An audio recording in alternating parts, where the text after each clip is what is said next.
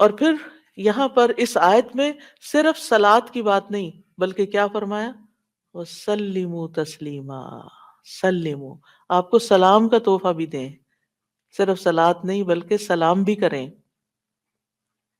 اس تسلیم کا کیا مطلب ہے کہ آپ پر خیر و برکات نازل ہوں، آپ پر اللہ کی رحمتیں ہوں، سلامتیاں ہوں، اور آپ ہر طرح کی تکالیف اور آفتوں سے محفوظ رہیں، ہر طرح کے نقائص سے پاک رہیں۔ جب ہم کہتے ہیں نا اللہم سلم علی محمد، وہ دعا میں درود ویسے تو یوں پورا پڑھتے ہیں اللہم صلی وسلم علی نبینا محمد، تو اس کا مطلب کیا ہے کہ یا اللہ محمد صلی اللہ علیہ وسلم کے لیے آپ کی دعوت میں، یعنی آپ نے جو دعوت دی لوگوں کو اسلام کی طرف، آپ کی امت میں اور آپ کے ذکر خیر میں ہر طرح کی سلامتی لکھ دے، ہر طرح کے نقص سے سلامتی ہو جائے۔ اور اس طرح امت آپ کے لیے جتنی دعائیں کرتی جا رہی ہے، یعنی جب سے نبی صلی اللہ علیہ وسلم کے بارے میں یہ آیت اتری اور جب سے صحابہ کرام اور پھر تابعین، تبع تابعین اور امت کے باقی لوگ ان ساری صدیوں میں آپ کے لیے یہ دعا کر رہے ہیں، ان ساری دعاؤں کے اس درود کے نتیجے میں آپ کا مقام بلند ہوتا جا رہا ہے، ہوتا جا رہا ہے، ہوتا جا رہا ہے۔ آپ سوچئے کہ اللہ سبحانہ وتعالیٰ کتنا قدردان ہے۔ نبی صلی اللہ علیہ وسلم نے اپنی 22 سالہ نبوت کی مختصر زندگی میں جو محنت کی سو کی، لیکن اس کا انعام اور صلہ کتنی خوبصورت شکل میں اللہ تعالیٰ دے رہا ہے کہ دنیا میں آپ کا نام بلند کر رہا ہے اور آپ کو بلندی عطا کر رہا ہے، اور آپ کے لیے سب سے دعائیں کرنے کو کہہ رہا ہے۔ یعنی درود کیا ہے؟ نبی صلی اللہ علیہ وسلم کے لیے دعا، اور وہ دعائیں اللہ تعالیٰ قبول بھی کرتے جا رہے ہیں، اور اس کے نتیجے میں نبی صلی اللہ علیہ وسلم کے درجات بلند ہوتے چلے جا رہے ہیں۔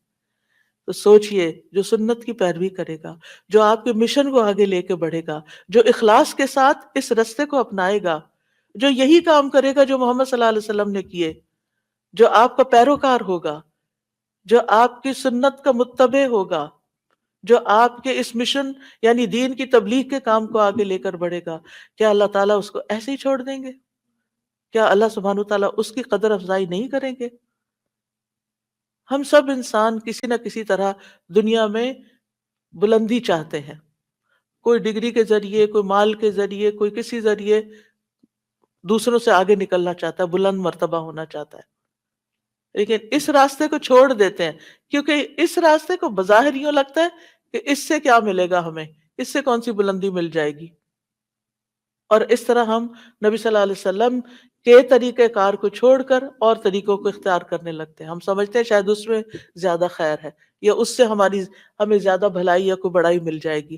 نہیں، اصل بات یہ ہے کہ ہمیں جو عزت یہ دین دے سکتا ہے، جو مرتبوں کی بلندی، جو اللہ کی رحمتیں، جو خیر اور لازوال نعمتیں جنہیں کبھی ختم نہیں ہونا، جو اس راستے سے مل سکتی ہیں، وہ دنیا میں کوئی اور راستہ ہے ہی نہیں ان سب نعمتوں کو پانے کا۔ پھر بھی ہم اپنے دین کو حقیر سمجھتے ہیں اور دین کی خدمت کو فارغ وقت کا کام سمجھتے ہیں، اور پورے خوشی اور محبت اور خلوص کے ساتھ یہ کام نہیں کرنا چاہتے۔ ہمیں ضرورت رہتی ہے کہ کوئی اور آئے، دھکا سٹارٹ کرے اور پھر ہم آگے بڑھیں، کوئی ہمیں موٹیویٹ کرے تو پھر ہم کچھ کریں، ہم خود سے کچھ کرنے والے نہیں۔ ہم کس بات کے انتظار میں ہیں؟ اصل مشکل یہ کہ ہمارے یقین میں کمی ہے، تو اس یقین کو بڑھانے کی ضرورت ہے۔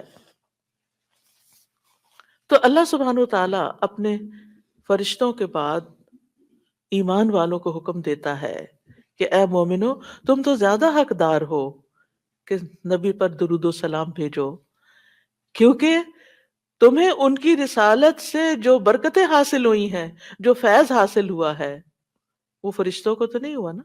فرشتے تو پہلے سے اللہ کی عبادت کرے تھے۔ ہمیں عبادت کے طریقے کس نے سکھائے؟ محمد صلی اللہ علیہ وسلم نے سکھائے۔ آپ کی بدولت ہمیں یہ ساری نعمتیں ملی، تو ہمیں تو زیادہ پھر درود بھیجنا چاہیے۔ تو صلو علیہ وسلموا تسلیما۔ تو آپ کا حق اور آپ کی عزت اور آپ کی قدردانی صرف یہ نہیں کہ ہم آپ کی شان میں کوئی گستاخی نہ کریں، یا کوئی گستاخی کرے تو اس کے پیچھے پڑ جائیں۔ آپ کا مقام اس سے زیادہ کا متقاضی ہے کہ آپ پر درود و سلام بھیجا جائے۔ اور یہ قرآن سے بھی ثابت، اور یہ سنت سے بھی ثابت، اور یہ فرشتوں کا طریقہ بھی ثابت۔ اسی لیے آپ دیکھیں کہ نماز کے اندر درود پڑھنا واجب ہے، واجب ہے۔ اگر آپ نے اتحیات پڑھ کے سلام پھیر دیا، درود نہیں پڑھا، تو آپ کی نماز ناقص ہے۔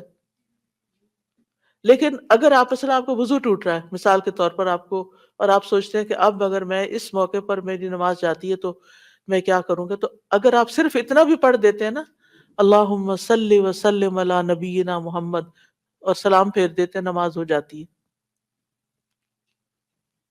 تو یہ یعنی عام حالات میں بھی ہم درود پڑھ سکتے ہیں، اور نماز میں تو پڑھنا ہی پڑھنا ہے۔